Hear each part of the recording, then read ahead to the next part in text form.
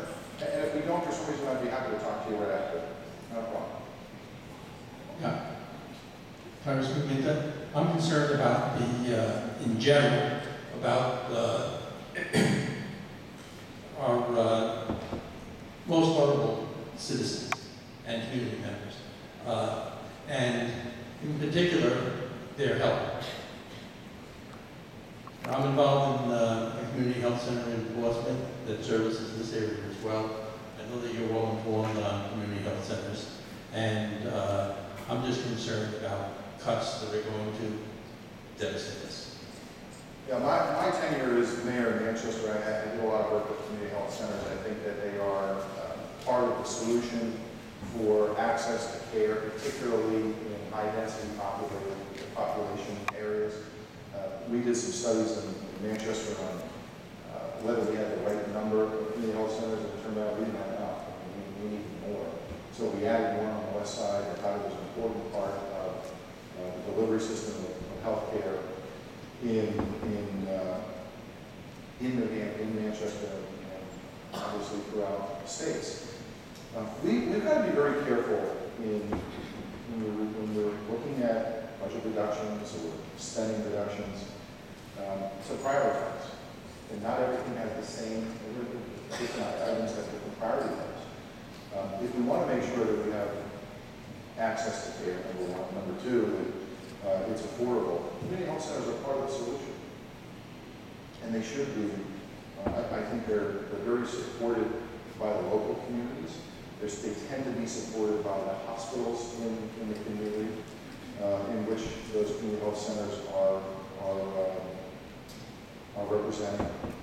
And there is a relationship between that local community and the federal government. So there's some work to be done there at the federal level to make sure that the right funding levels are preserved, and that is something that I'm mindful of, particularly as I saw it firsthand. What I don't want is, a child's first grade, second grade, third grade first visit for healthcare to be the nurse's school. You want them to have access to the community health center, and depending on the population that you're talking about, there are significant challenges. So I'd like to see community health centers be part of the solution, and I'd work on that on the federal and make sure that they're funded at an adequate level. Would you put in your community health centers? Well, no, I wouldn't do that. Next question is Peter Richardson from Exeter on water quality.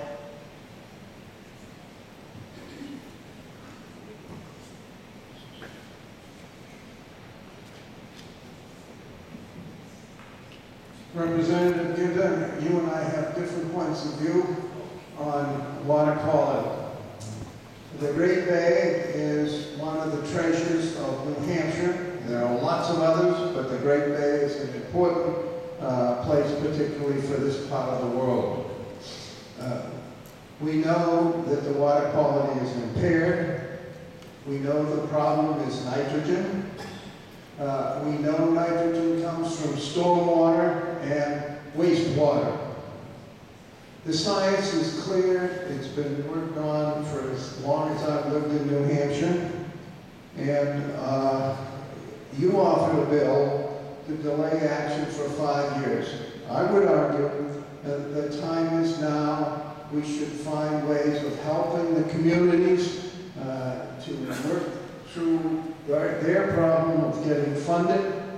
And we've heard a lot about money tonight, but here's a place where if we wait 5 years, it's going to be a new problem again. The science will have changed. It always is changing. It's a tough topic, but anything you can do to get funding for the communities would be much appreciated. Thank you very much.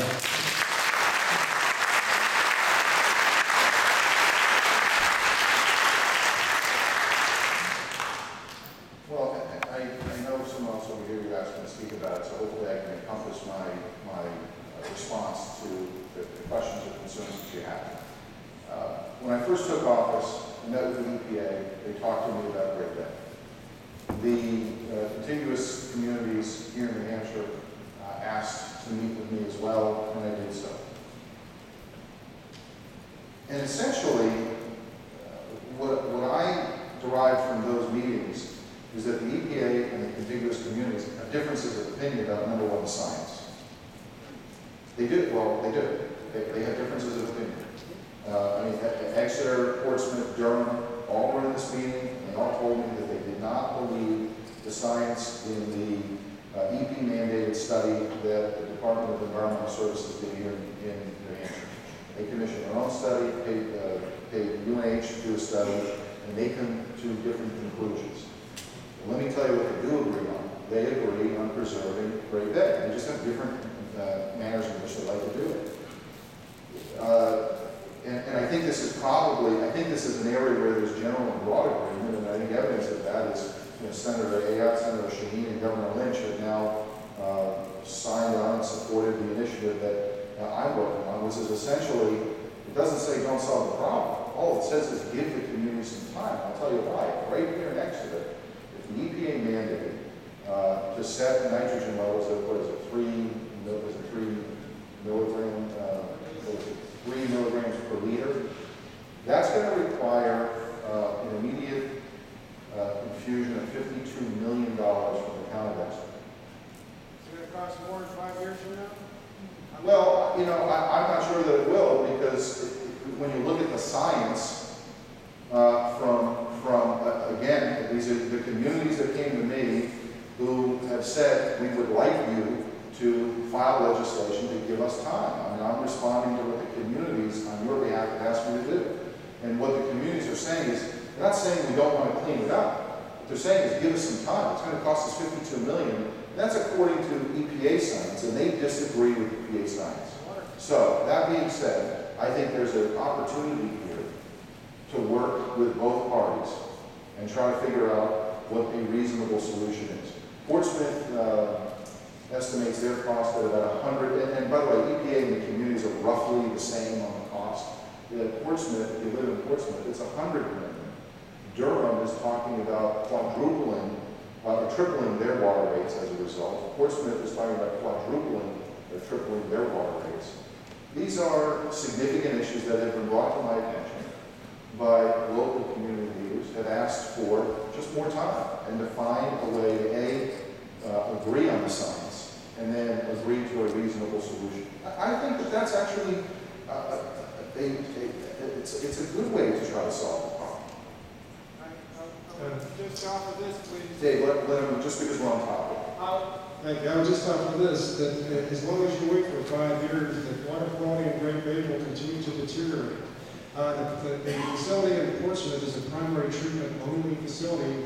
They've been delaying upgrading that plant for 15, 20 years. They just have not been able to find the funds to make the upgrade. They need to upgrade secondary treatment. Right now it's primary treatment going out into the ocean. They're basically just tossing any pathogens and disease things that are coming through Portsmouth right out into the ocean. Well, I'm just talking about nitrogen now. I'm not talking We're about talking about other. primary versus secondary treatment. That's what we're talking about. The bill that I filed is solely about nitrogen. It's not about any other upgrade that local communities would need to invest in their wastewater treatment You're plants. talking $100 million, That's based on, it's not based on nitrogen, it's based on going from primary to secondary treatment to obey a permit, which Well, they're that's no not, longer doing. I can tell you, we may have just an area of disagreement because I'm being told something different from Portsmouth. So, just telling you what Portsmouth is telling me. That being said, I think there's an opportunity here to try to find common ground. One of the interesting things that was conveyed to me by the communities was, how did the last two 100-year storms that we had in a 2-year period affect this, and could there be other alternative solutions? And again, until we can have some agreement on the science, they're just simply asking for some additional time to work this out. So I'm happy to be working with Governor Lynch and Gene Shaheen, the communities on the EPA, and trying to find a reasonable solution where there's general and broad common ground. Next question. Steve Durden, Portsmouth, New Hampshire, and thanks very much, Congressman, for coming out. I know you're trying to make America a better place for all of us, and we appreciate it. I want to say that I live in Portsmouth, and I've done some investigation on this, and one thing we can't do is jump to conclusions. Now, in Portsmouth, because I care about the environment, but I also care about people and their ability to live. And he was speaking about the waste treatment plant. Now, if we go ahead and just put in a secondary, they want to put in a secondary component in the waste treatment plant, right off the bat, that's going to increase electricity use by 60%. So it'll meet an immediate deleterious effect on the environment based on that alone. So then what you do is you have to make a qualitative judgment between two things.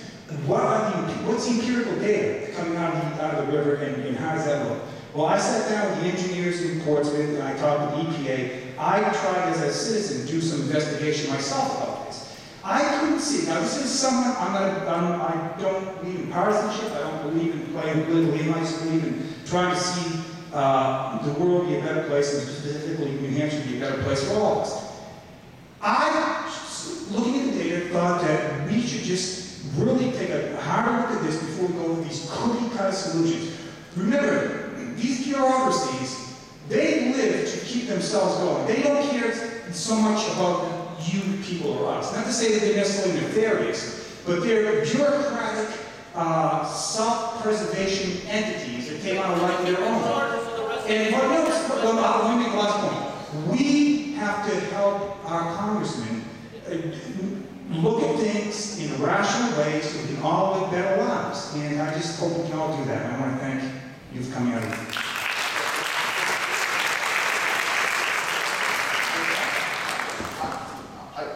Thank you for being here, and thank you for your sentiments.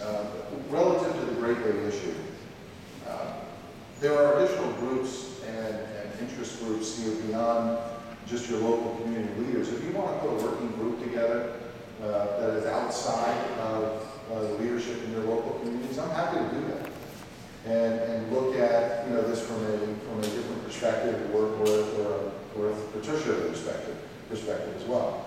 At the local level, typically you have your local officials who are working on your behalf to try to do what's in your best interest, but that doesn't preclude us from having a conversation and meeting on this particular issue as well. And by the way, if there's issues of clarification that need to occur, I want to make sure that we're all on the same page with the same set of facts. So if there's interest in that on this particular issue, Great Bay, I'd be happy to sit down, come back out the next time I'm back in New Hampshire and sit down with a working citizen group as well. So if there are people who would like to do that, see me or someone from the team here on the way out, and we'll get together with anybody that'd like to do so. Next question is from Donna Layton from Dover on energy policy.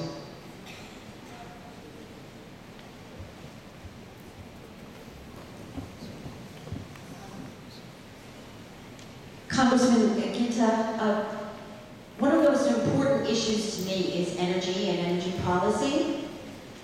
And I think it's no secret that energy policy is inextricably linked to our national security, and so therefore it's a very important issue.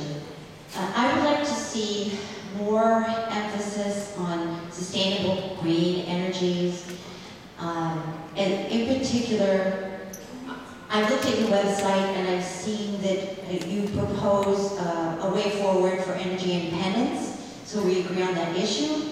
You talk about oil exploration and drilling our own oil, which I agree there's a need for that, but I wish that the development of green energy technology you would support that more strongly on the website, and also the need for conservation, because there's a lot of waste of natural resources in this country, and I think it's the responsibility of citizens of this country